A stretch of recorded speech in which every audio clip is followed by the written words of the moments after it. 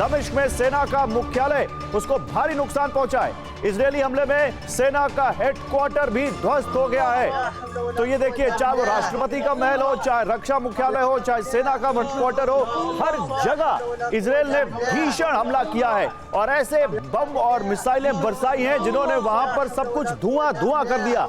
दूर आसमान में देखिए, ऊपर तक आपको धुएं का गुबार दिखाई देगा और दिखाई पड़ेगा कि कैसे सीरिया में एक नया वॉर फ्रंट खोल दिया इजरायल ने। ये भीषण हमला जिसमें अब राष्ट्रपति का पता नहीं चल रहा है, ये भीषण हमला जिसमें आप देखिए रक्षा मंत्रालय, सेना का हेडक्वार्टर, ये बमबारी कैसे इन तमाम अहम प्रतिष्ठानों पर इजरायल ने की है, ये बताता है कि इजरायल ने सीरिया को बिल्कुल, उनके अहम प्रतिष्ठानों को बिल्कुल नष्ट कर दिया, धुआं धुआं कर दिया।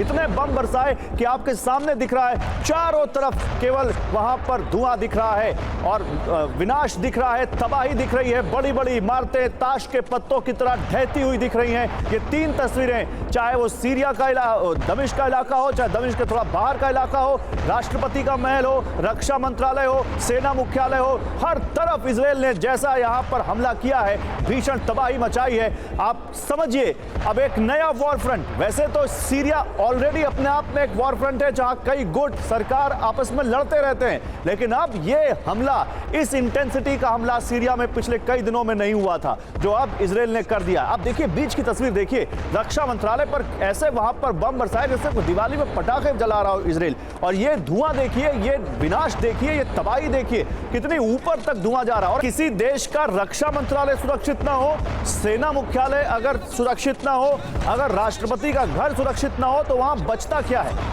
आप सीरिया की हालत भी समझ सकते हैं, सीरिया कितना फ्रेजाइल कंट्री है इस वक्त, ये समझ सकते हैं कैसे वहां पर अभी बिल्कुल भी उनके पास अपनी रक्षा के लिए कोई ऐसा एयर डिफेंस जैसा मैकेनिज्म नहीं है, ये भी समझ सकते हैं। और ये भी समझ सकते हैं कि इजरायल कहां, कैसे, किसको घुसकर मार दे मिडिल ईस्ट में, कोई नहीं जानता।